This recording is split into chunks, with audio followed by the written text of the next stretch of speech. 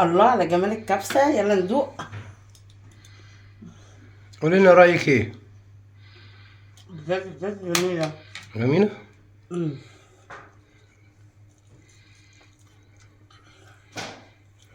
ايه الأخبار؟ التتبيلة خرافة. كل سنة وانتم طيبين. تعالوا يلا نشوف الطريقة بتاع الطبق الجميل ده اللي احنا عملناه. نشوف الطريقة بتاعته. اخباركم ايه؟ يلا بينا. النهارده هنعمل رز بسمتي بخلطه رهيبه جدا، وهنعمل فراخ بخلطه رهيبه في قلب الفرن. يلا بينا نشوف المكونات. عباره عن بصله مقطعه، توابل بتاعه الكبسه، ومعلقتين سمنه. يلا بينا بقى. هنا كده هنجيب حله على النار وهنحط فيها معلقه زبده،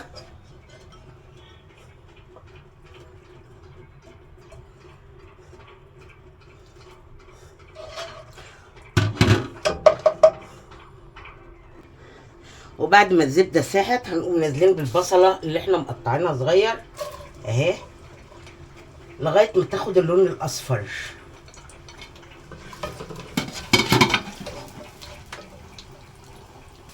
البصله اهي داخله على اللون الاصفر، مش هخليها اصفر قوي. وهحط التوابل، بتاعت الايه، بتاعت الكبسه، وهقلب. وبعد كده طبعا انا نقع كوبايتين 2 رز بسمتي في ميه. بعد كده هقوم نازله بكوبايتين الرز البسمتي اللي انا ايه نقعاهم.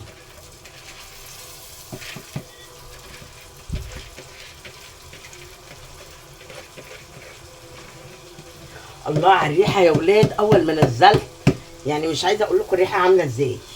ريحه تفتح النفس. الرز ده لما تعمليه هيجيب جيرانك يجوا ياكلوا معاكي.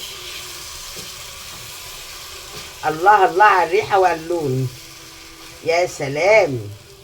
مش انا قلت لكم ان انا الشربيني اتخانق معايا وقال لي ما تطلعيش على الساحه. شويه فلفل اسمر، وبعد كده بقى كوبايتين شوربه مرقه، وتكوني مصفياهم يا اما ميه اللي انت شايفاه واللي انت عايزاه. كل كوبايه رز بسمتي لها كوبايه بنفس المعيار شوربه وربع، لان الرز البسمتي بيشرب ميه زياده شويه. ماشي يا حبايبي. اهو هنعلق عليه ونسيبه بقى لغايه ما ايه ما يستوي. الرز البسمتي اصلا بيكتر. نيجي بقى لخلطه الفراخ الرهيبه. هنجيب فرخه متقطعه 4 ومغسوله كويس قوي ومنقوعه في قلب الخل والايه، كانت منقوعه في الخل والميه. هنجيب بقى نعمل الخلطه بتاعتها. الخلطه بتاعتها هتبقى عباره عن معلقتين 2 زبادي، معلقتين 2 زبادي،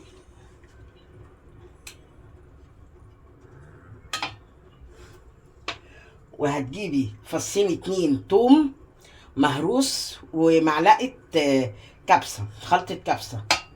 ماشي. ونص ليمونيه، ورشه ملح صغيره، وشويه فلفل اسمر.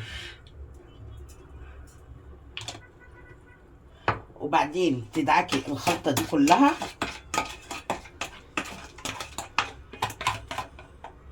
وبعدين تعملي ماتاج بالخلطه دي للفراخ اللي انتي مقطعوها. ماشي.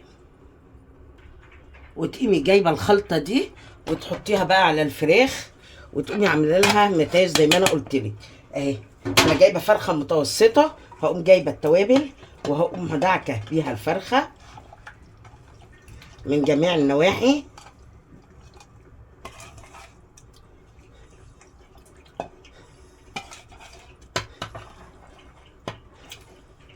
وهسيبها بقى في التتبيله دي 30 دقيقه تعمليها على بيات انتي وايه قبل ما تحطيها في الفرن طبعا. ماشي يا غوالي. هي دي التتبيله. الله على ريحه الرز البسمتي يا ولاد. الله الله على جماله والريحه بتاعته اهو،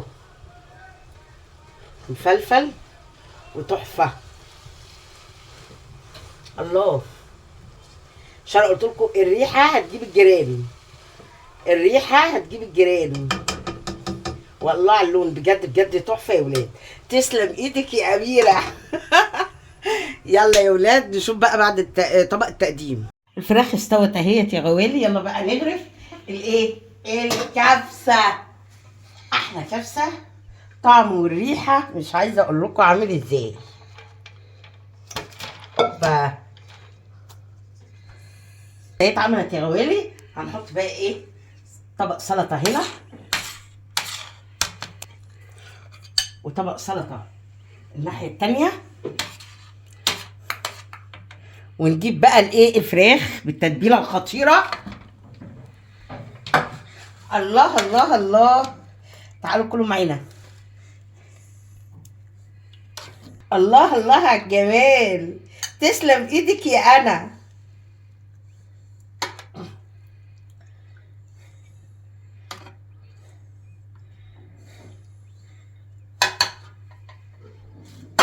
وبعد نحط بقى ايه، شويه كزبره مخرطين كده.